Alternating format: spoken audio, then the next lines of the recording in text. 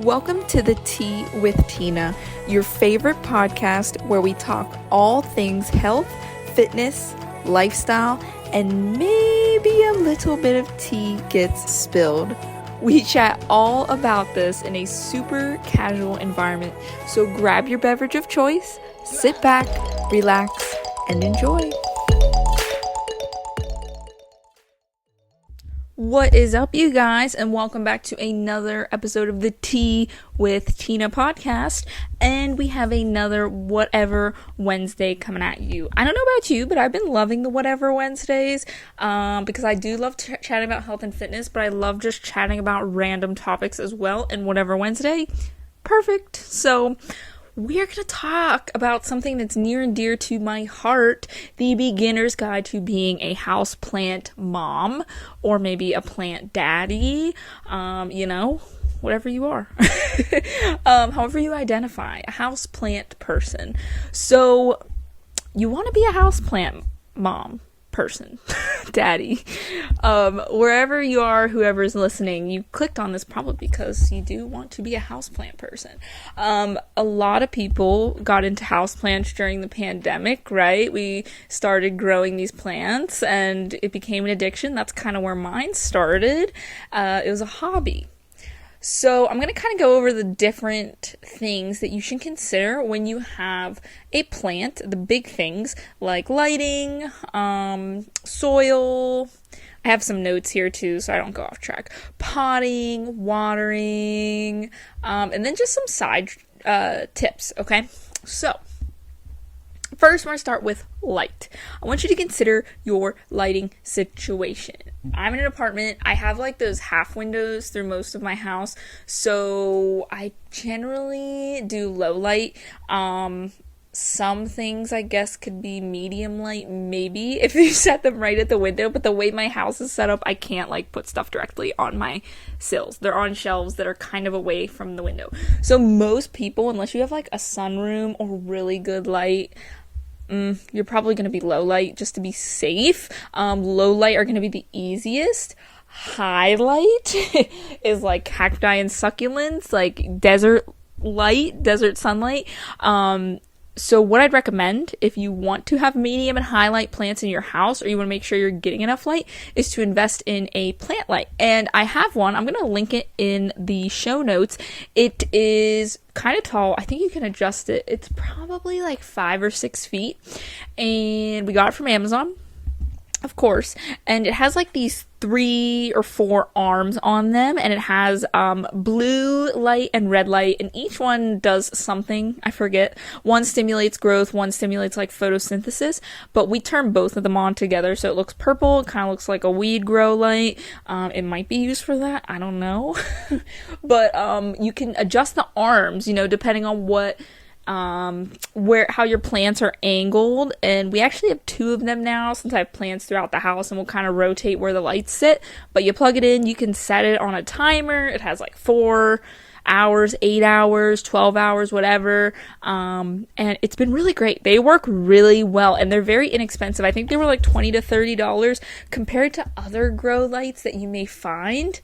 This was worth it. I also have strip lights, because I have a bookshelf, essentially, picture 5 shelves, and the bottom shelf is used for my cacti and succulents. So we have strip lighting under there that is also plant light, and we knock it up to like 16 hours a day. Don't be afraid to give them light, because like they're so dramatic. 8 hours like is not enough for them. Like, never water the cacti or succulents and just blast them with light. That's essentially what you got to do.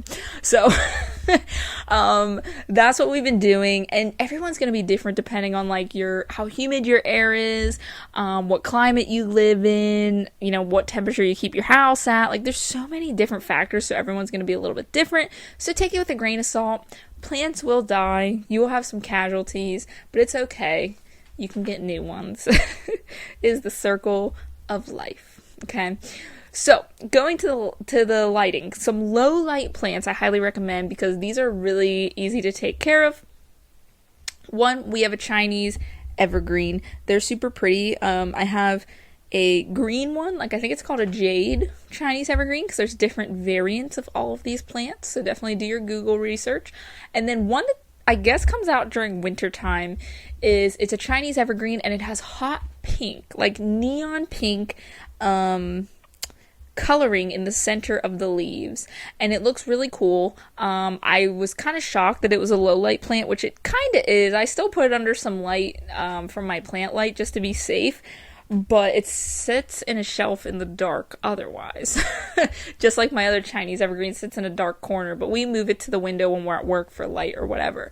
But since usually stuff with bright colors are considered more tropical plants and they will require more light, but this one does not. So it's definitely an outlier. It's kind of unique and I like that. So I have those. Snake plants, oh my god, they can survive the apocalypse, okay? Snake plants are super easy. Tons of different variations, different colors, different sizes. You have whale fins, you have ones that like are different shapes. So there's all kinds of cool stuff going on there as far as snake plants. Super easy. Like, you don't have to water them. You can like go 6 months without watering them and they'll be fine. You could water them regularly and they'll be fine. You just gotta stay consistent to whatever schedule. They can tolerate high light, they can tolerate no light. It's great. They're fantastic.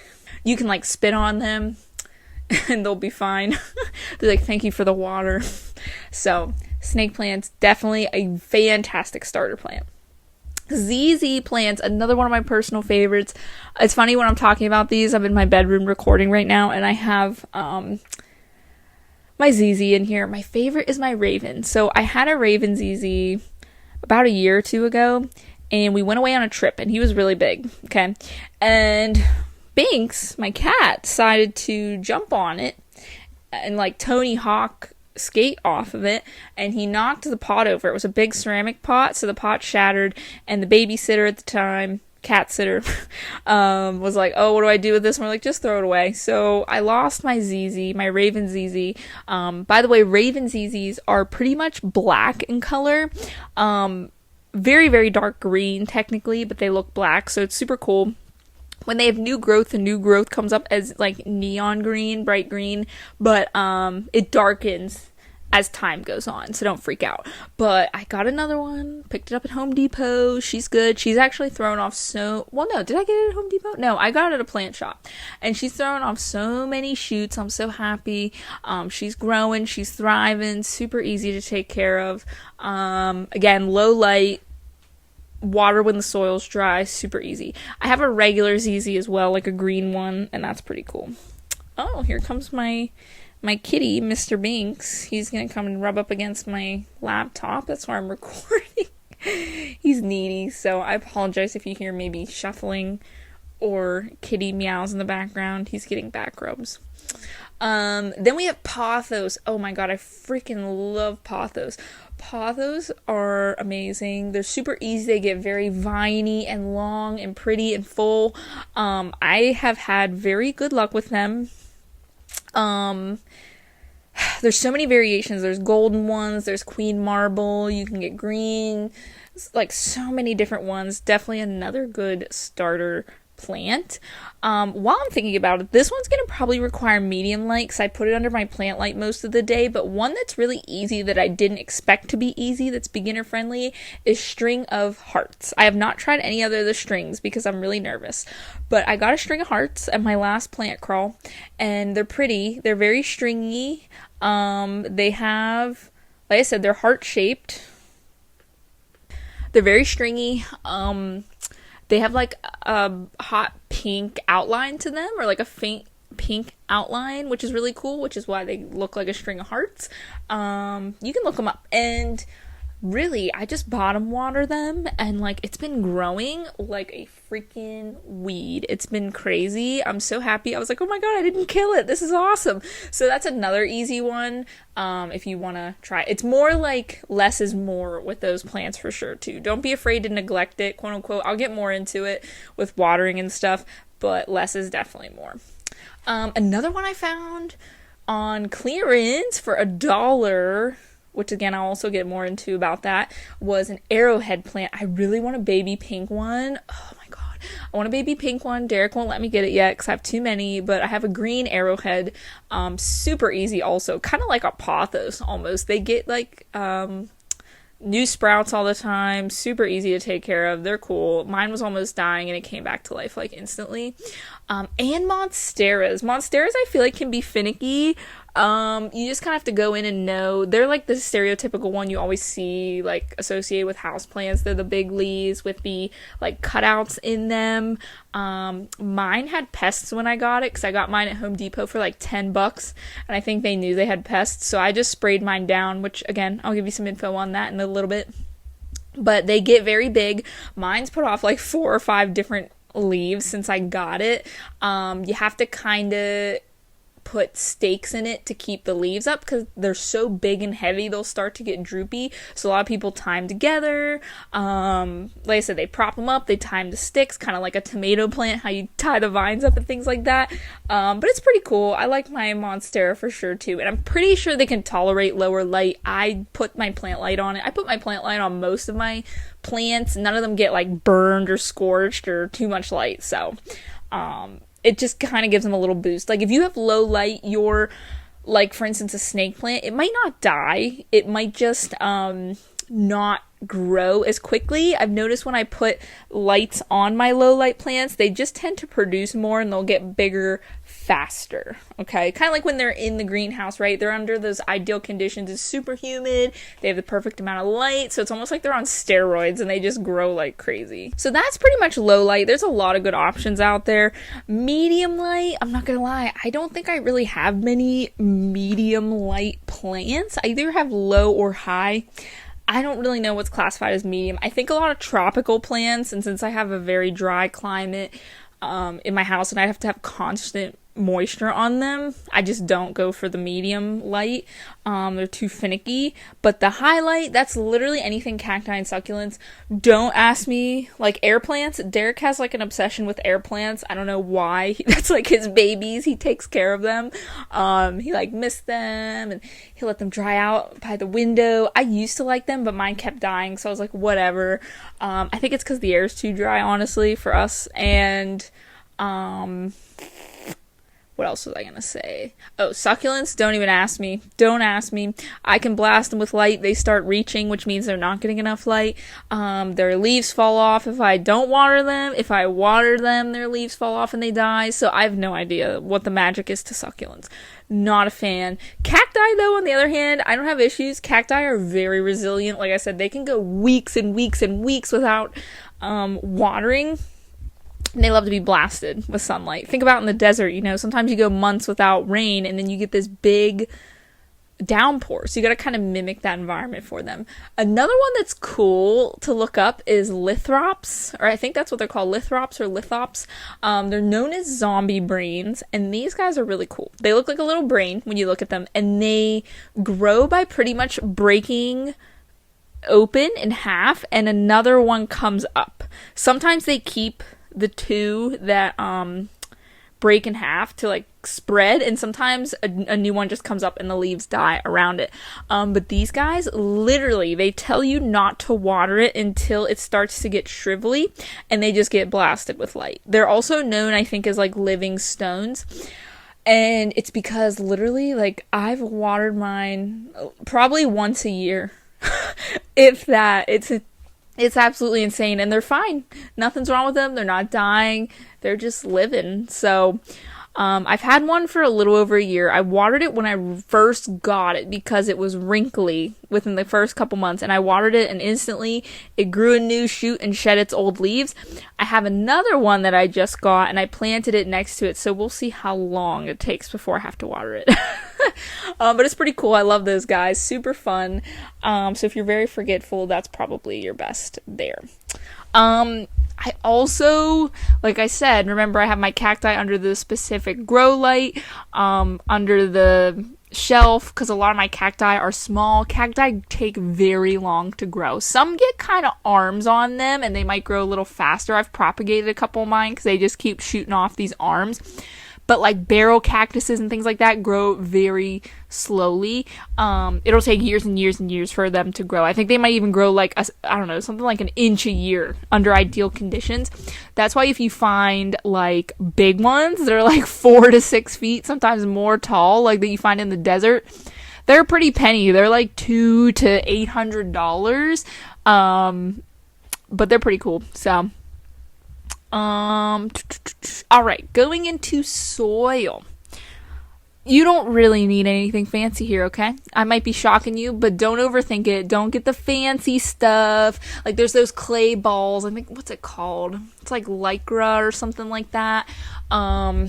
You don't need all these fancy mixtures. There's some people on IG, they get super into like all these, oh, you have to, mix this part with this part. There's certain plants that are finicky, like I'd say like orchids and African violets, like there's specific soil for them.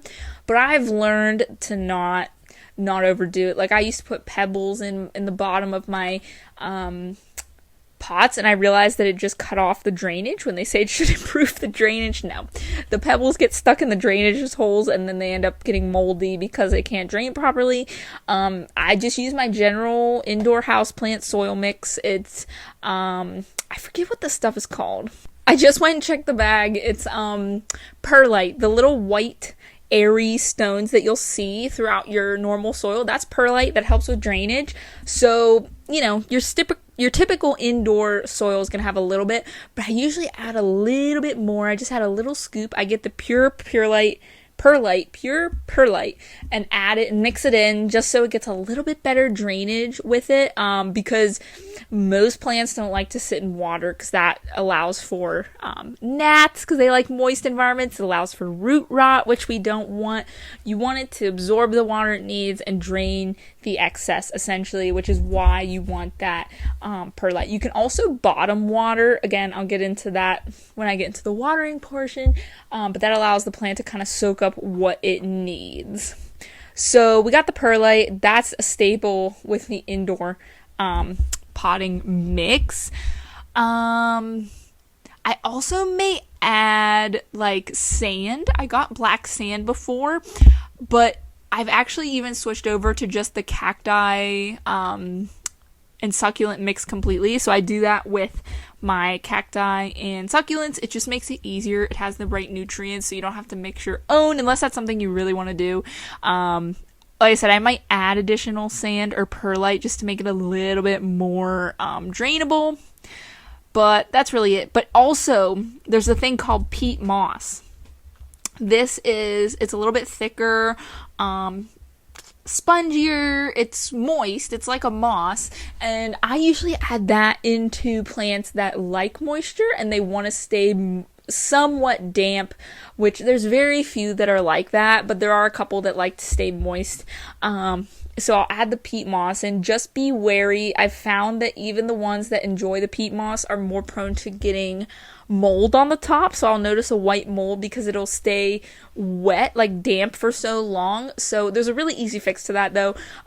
You can mix up some apple cider vinegar and water and literally just spray it on the top of your soil, kind of soak it. It kills it right away, but it doesn't harm the plant.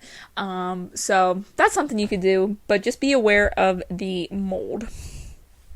So we got that. Fertilizer, I really don't use probably as much as I should. They recommend every, I think 6 months. I don't want to, I'm terrible with it. But usually in the growing season, like in the spring, you're supposed to fertilize. So really, I dilute it. I spray a little bit not to burn my plants, and I'll give it to plants if I'm like, you've been lacking some growth. You seem a little stagnant. Let me pump you full some fertilizer for a little bit, just as a little boost. But I don't think it's necessarily needed 100%. So, do your own research, see what you feel. But me, I personally don't use it a whole lot. Potting, definitely do your research. I generally let my plants sit in their nursery pots when I first get them. Those green plastic pots or the black plastic pots with the drainage holes. This is totally okay. Don't freak out. This is actually the optimal pot that most plants should set in, but they're not pretty. What I've noticed a lot of people will do is they'll keep their plants in the nursery pot and they'll put them still in the nursery pot. They'll place them in a pretty pot to make it look like it's potted in this nice pot. that's the best way to do it, because sometimes pots don't have the right drainage. Some of them are decorative and they don't have drainage holes. I've had to have Derek drill so many drainage holes in my like ceramic pots because they don't have them. Cacti, sometimes you can get away with not having drainage holes if you lightly water it. I found that it's not too much of an issue. But definitely be careful of your pot selection. Make sure there's drainage holes. Make sure you have a drainage tray as well, so it can drain well. Make sure they don't get clogged. Make sure when you're potting too that your plants don't have any hidden pests on them, because wherever you go, sometimes the pests can be microscopic and it will take a couple weeks for them to grow bigger so you can actually see them, like spider mites, aphids, things like that. They'll show up, like the aphids, I think that's how you pronounce them, look like little white specks of mold and then they multiply and they slowly like suck the chlorophyll out of the plants and they'll start to like brown. Same thing with spider mites. They look like little webs and stuff like that. It sucks. I've had that happen many times. But usually if you get them from like a plant shop and not like a big box store, you're less likely to get pests because they're good about it. But that's another reason I leave them in the nursery pots. You know, I kind of quarantine them for a week or two, let them get acclimated. They're kind of stressed because they went from the greenhouse to the plant store to your house, so there's different climates. It's moving around a lot. You want to give it time to get acclimated. But typically my go-to pots are terracotta, so like the red clay. They're really good for like moisture control, or like just like a glazed pot. So it'll still be kind of out of clay, but it'll be a different pattern on the outside. Sometimes it's glazed on the inside as well. Plastic usually sucks. Maybe for outdoor plants on your porch or something, it works, but I don't like them. I don't know. They just don't do their job. Not a fan of plastic. Don't put a pot in too big. Don't put it in a too big of a pot. What I mean by that is you want the plant, when you take it out and it has its little cone of dirt and the roots, to probably have like half an inch of soil around, like a little bit of half an inch to an inch of space when you're planting it. You want it to feel kind of snug, but you still want to give it a little bit of growing room. Because remember, plants grow, but they don't grow super fast, usually, like that. You might have to repot in a year or two, but that's good. They usually do better in a snug environment. If it's too big and you have all this extra space, the soil usually stays wet too long, and it allows for the roots to rot. So it's more prone to root rot that way. Also, going back to the repotting, you may just need to change the soil and not give it a bigger pot. Sometimes, it absorbs all the nutrients from the soil and it just needs a fresh soil. And sometimes that could be, once a year, every 2 years. Some are pickier than others. I see grandmas that have, the store-bought soil for their 50-year-old plant. They repotted it maybe like 10 years ago and it's thriving. So less is more. You don't need all the fancy stuff. Just remember that. Sometimes, like I said, overdoing it and trying to finick with it too much could cause it to die. Speaking of overdoing it, watering. Don't overwater your plants. I used to think that you needed to water them every day, because I remember watching, I think it was like Ellen or Oprah or something like that when I was a kid, and it was like, water your plants, and they were talking about outdoor plants, okay, and they're like, water your plants, and you want to water it till when you put the water on it, like the soil doesn't look like it's going to absorb it, like it doesn't suck it down as fast, like it kind of lays on the top for a second, because that means it has enough water. Well, yeah, outdoor plants have like the whole earth for the water to soak into, right? Your plants have that little pot, which is why you don't have to water it every day. Most plants you don't have to water probably once a week. Some that are finicky, or like now when I'm recording, it's getting close to winter, the air's drier. You might have to do it every 3 to 4 days, but it just depends on the climate. Like in the summer, I find myself watering my plants usually less because it stays a little more humid. But in the winter, I do water them a little more, which is weird because I feel like that's the opposite of what they say, but it's just the way my soil is and the way my air is. Generally, too, you want to stick a finger in the soil. If it's about 2 inches down and it's still pretty dry or relatively bone dry, you can definitely give it a good soak. You could soak it till the water runs out the bottom. You can bottom water, so you get like a bowl or a plate filled with water and then just set the plant on top. It's going to soak up what it needs, so that prevents over watering. And also, if your plant likes to stay humid, I would highly recommend a little mister or humidifier that you can use. So they have some big ones. If you have the space for it, they have little battery operated ones that will mist your plants. You could use those, but you can also just use a spray bottle. I use a spray bottle and mist mine like maybe 1 to 2 times a day. So the water evaporates off. I've seen some people, I personally have never used this, a pebble tray. So they'll put pebbles on a tray underneath the plant. They'll fill that with water and the water evaporates and keeps the plants moist that way. Okay, so there's some things there. Filtered water also is usually best. Things like a snake plant, they're not going to care.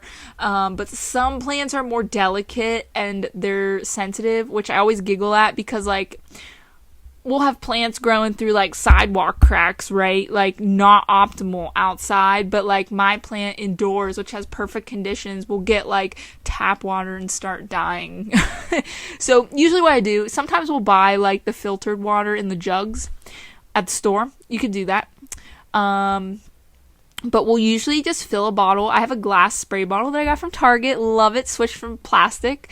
And I'll just fill it with tap water and I take the lid off and I let it sit for like 24 hours. That usually allows any of the quote unquote harmful chemicals, things like chlorine and stuff, evaporate from the water, and it kind of essentially filters it so it's better for the plant. Because usually those harsher chemicals, they don't hurt us necessarily, but they will sometimes hurt the plant, and they could, just mess it up. So definitely good to do that. It's not a make or break, but if you find that your plants are getting affected, filtered water might be the trick. Like I think Venus flytraps, for some reason, they're super sensitive. They want the filtered water. There's some plants that specifically need the filtered water. Speaking of water, gnat traps, the little yellow stickies, you usually just stick them into your soil. They kind of look like a post-it note. Sometimes they're shaped like a butterfly or a sun or whatever, but they're nice. They're sticky on each side. This is the easiest thing I've found, especially having a cat. You don't want to use any harmful pesticides or chemicals around them, and especially around you, right? This is going to be the easiest way if you have gnats. Just from watering, and I think when you have a lot more plants and you gather them together, it tends to stay a little more humid. If you have bigger plants, you're probably going to stumble upon pests at one point or another. And I just use the stickies, like the gnats. And when I put the stickies in, it's kind of gross. You'll see they get stuck to it and it's slightly inhumane, but they will die. And sometimes when you put a sticky in, you'll see like 30 gnats on there and you're like, holy crap, all these guys were floating around. Because they're so tiny, and a lot of times they live in the soil. They lay their eggs in the soil and then they come up. That's why you don't really notice them until they hatch. A good way also, if you suspect that you have gnats, is to water your plants with hydrogen peroxide. Not pure, but do like, your regular water. Maybe put like, I'm trying to think, like a 1/4 cup per gallon, so maybe a couple teaspoons of hydrogen peroxide. You really only want maybe 1/4 of the mixture that you're watering with, so 3/4 water, 1/4 of hydrogen peroxide, and then water your plants. So it won't hurt the plant. It's actually healthy for the plant. The bubbles in the hydrogen peroxide help aerate the soil. It helps clean the roots essentially, and it'll help kill any of the eggs from pests, gnats especially. So that's something you can do.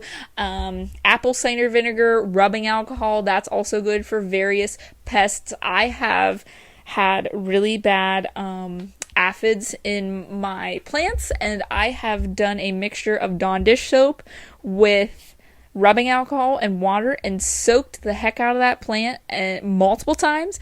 The plant was totally fine, but the pests were dead. It kind of suffocates them, and that's the best way to kill them without like hand picking them off. So that's the best way you're gonna do that without pesticides and stuff like that.